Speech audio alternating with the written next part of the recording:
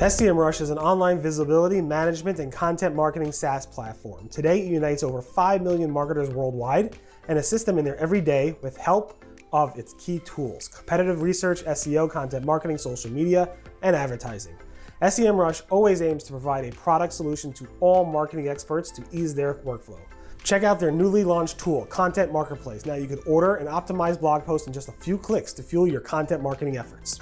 Check them out at semrush.com, and thank you for sponsoring SEMrush. Thank you for doing this with me, I appreciate it. Yeah, no, thanks for having me. Can you please tell people who you are? Hi everyone, my name is Alexis Sanders. I work at Merkle as a senior account manager. Cool. Yeah. And you started in SEO, you told me about 6 or 7 years ago, correct? 5.5. 5.5 years ago. But round up, 6 years. But you're all over the place now. You're literally speaking at every conference, you're blogging, you're covering pretty much everything. So you've been Thank you. Pretty impressive career over the past 5.5 years. So congratulations so on much, that. Ray. A lot coming from you. Well, you know, I've been doing this writing about it for 16 years, and it's amazing to see how quickly you've come to, you know, how much you've done in the past 5.5 years. So. Yeah. And thanks for speaking at all the XMX events. You know, I appreciate it. So thank you. Yeah, it's a great event. So excited to be there. So how did you get the job at Merkle? I was curious. Yeah, definitely. So it's kind of like a weird, circuitous route. My dad was actually the contractor for one of the presidents that worked at Merkle. Okay. And back when I was like 19-ish, he was like, hey, you work in international marketing. My daughter wants to do that. So I actually worked as an intern in the CRM side of the business for 2 years, and kind of served as like a business analyst, helping out teams like with forecasting and stuff along those lines. And then when I actually got started and was ready to work, I went into SEO in Pittsburgh. Yeah. That's interesting. Yeah. And when they told you, how do you find SEO? They found it for you. Yeah, so Merkle itself started and was like a really big data-oriented company. Right. They did big data before it was cool type of thing. And their core business is in building databases and dealing with these massive data sets. And so around 2011, they were looking and saying like, hey, like digital is really interesting, it's really cool, it's like, I guess, the new frontier for Merkle. And so they acquired a company called Impact, which was located in Pittsburgh. And then acquired RKG, which had acquired all that media. So we kind of have this like lovely mix of a bunch of different SEOs from all over the US, which is kind of cool. Cool, awesome. All right, so let's talk. I know you're pretty high level. Thanks. I mean, the presentations you give all the time are very, very, it's high level, but yet you get into the actual nitty gritty, which shows you know what's going on. It's like when you like look at analytics and then you go into the log files, it's like a whole new thing. Anyway, let's talk about SEO strategy. So what's your approach on SEO strategy? Yeah, so when thinking about SEO strategy, it's really not just about SEO, it's about everything that surrounds SEO as well. So we live in an ecosystem, and that ecosystem includes all of our competitors. So making sure that we're keeping an eye on them, that we're understanding our strengths and weakness. Now, of course, there is like that checklist, technical SEO and checklist content management, but I think it really comes down to developing an understanding of what's going on in your industry, what's going on with your competition, where are you actually competing with them, which I think can be really challenging for a lot of people because we see in the real world that, you know, maybe for instance, Starbucks and Dunkin' Donuts are competing. But then when you go in the online world for coffee, maybe they're competing with Wikipedia. So it's a totally different ballgame. You have a totally different set of competitors, understanding what's possible, where your customers are actually at, how the funnel works. I think all that plays into that. So how do you start with that? So you have a new customer coming in, what do you do? So starting off is like, I guess, very challenging because you have to start off understanding the actual industry itself, which is one of the really cool things about working for an agency is that like you get to see a bunch of industries, their problems, and how to address those and connect them in different ways, which is different. But I think most clients, at least at Merkle, start off with like keyword research, a form of like a technical audit, so going through like the checklist and familiarizing yourself with the site, with the experience, what's actually happening.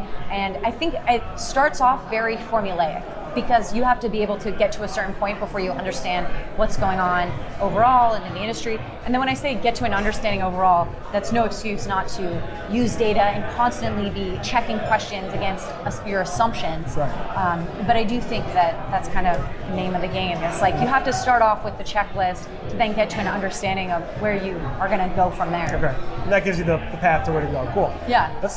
At XMX East, I think you talked about testing. Yeah, a little bit, yeah. And analytics as well. So can you give a little overview about maybe with some of the misconceptions or maybe the things that people do wrong in testing SEO? Yeah, I think it's like a really good question. And there's actually a really good book. It's called How Not to Be Wrong, like the study of mathematics. And it's about this, it's from this math professor from Wisconsin-Madison. And he talks about math and how like we typically get things wrong. And I think actually people in the industry read it, it'd be really beneficial because it also talks about how scientists struggle with this type of thing as well. When we're talking about getting things right and understanding analytics, understanding testing, obviously causation, correlation, essential kind of basic statistic concept, I think that is confused by entry people. Actually getting the data you need to answer the question is a big one as well. And then being able to run the statistical analyses accurately.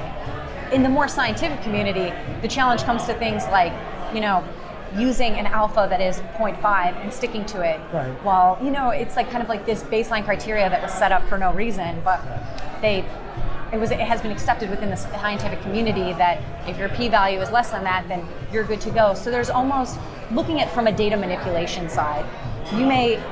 You don't want to massage your data in a way that is going to not give you the actual result. Because I think we all go to data looking for answers, but you need to make sure that what you're doing is result agnostic. Right. Yeah. The fun thing which is so challenging. Right, because the fun thing with statistics is you can really make anything you want with those numbers. Especially with web data.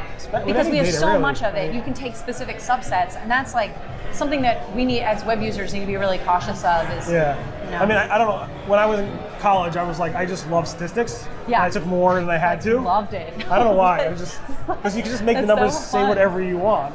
Yeah. And like, all right, here's all this data. How you gonna interpret? Well, it depends on what you put into it. Yeah. So it's interesting you say that, and to really get the truth behind it, Yeah. you really got to put these models in there and understand like what should be the outcome. Are you looking at the right date? There's so many different pieces of the puzzle that people often just don't look at that and understand it. Right? And I think one of the other problems too is as we become more into machine learning and more black box system, it encourages us to just not use our critical thinking. We say like, oh, we put this into the model works, so we're gonna trust whatever comes out of it, Whereas like if you're using a model, like let's say for forecasting or something like that, like Surima, like you can understand, you can go through the math through it. Like an analyst can say why something actually happened. Right. Whereas like sometimes with these black box systems, you have no idea why. You're just like, the system says it, so we're just gonna. It's funny you say that. Yeah. I asked Google once like how much of your algorithm is all like machine learning. Yeah. And they're like, well, it's hard because we don't want to be in a situation where if something goes wrong, we don't know why it's going wrong. Yeah. So we kind of like using pieces here and there and here. But it seems like it's actually scaling up a lot more with BERT and RankBrain and all these cool names. And there's like a bunch of techniques too that they can use for that. Yeah. BERT here with us. Keep it real with BERT. But there's a lot of techniques that they use to check like the error of the data. So they use validation testing and all that type of stuff to, That's cool. check it at the end. And we're at Tech SEO Boost, and there was a presentation given so fun. recently, just like a couple, I don't know if you were there, where the guy was basically saying he wants ranking studies to be done better. Micah. This was like 2 years ago. There was a whole big SEO cat fight, I guess, around this when maybe Rand Fishkin was basically saying, I want to bring back our Moz ranking factor study. Yeah. Everybody's like, don't do it. Or something like half the SEOs were like saying, don't do it, it's horrible. And the other half are like, do it, it's important anyway. Yeah. And information is information. So what's your thing on that? Do you think it's important? God, hot take. No. Yeah, let's do it. Rand's watching, so. No, definitely. I think any information is useful, but you need to understand what you're looking at. Yeah. So if you're looking at a correlation study and you're saying like, oh, this is like, we need to, have this because it's correlated. I mean, maybe you do, but at the same time, I don't know. Maybe you don't. Right. Maybe it's not important for your industry, or maybe it's not important for your query set. So like that anecdotal, it depends in SEO really becomes true. So I think the information itself is really important. I think the challenge, like you said, is that we don't want to push out inaccurate information more than we should. I think honestly every industry struggles with that. In the book that I mentioned, he has like some sort of statistic on the amount of studies that have actually not been peer reviewed, things that like we consider to be scientific and factual that have not been actually reviewed, which is kind of scary. But I think at the same time, every industry struggles with our assumptions because we as humans, like, we want our results and our research to mean something. I guess in our industry specifically, you constantly want to stand out. So you don't go out with like numbers that aren't groundbreaking and aren't fascinating, right? You want something that's really innovative, that's cutting edge, that says something that people don't know, but that may not always be the case. So it's kind of like taking the ego out of it and like trying to, I think peer reviews would probably be the best thing that we could do, because then we would have less of. I think that a lot of them come from specifically around how back in the old days, it used to be very simple to figure it out. You used to have these rolling Google updates, the Google dances, and your page rank numbers would update every 30 days. You're like, all right, my page rank went up from a 5 to a 6, my ranking's improved. That's simple. Or then after that, it was like, if I got X amount of links from this type of website that had this page rank, in a matter of days, my rankings would go up. And now it's so much more complex that people look at this stuff and say, it doesn't matter, it's the whole picture. And I personally like the studies because it basically gives me an idea of what the SEO community thinks is important. Exactly. So no, I definitely agree. And I've talked to Frederick Dubou about this as well. And one of the things is that he mentioned is that they kind of find it funny when SEOs think of ranking as factors, because like for them it's like machine learning and vectors and they're pretty clear that Bing is all in on machine learning. It's everything. Whereas Google's kind of like, no, it's not everything. I don't know who's telling the truth though. I don't know. Who's telling the truth? We'll do a ranking. We'll do a survey and a study on who's lying and who's not. Oh God. In any event, thank you so much for doing this. Can you please tell people how they can follow you and learn more about you? Yes, of course. So you can follow me on Twitter at Alexis K. Sanders. Awesome. Thank you very much. Bye. Thanks for having me.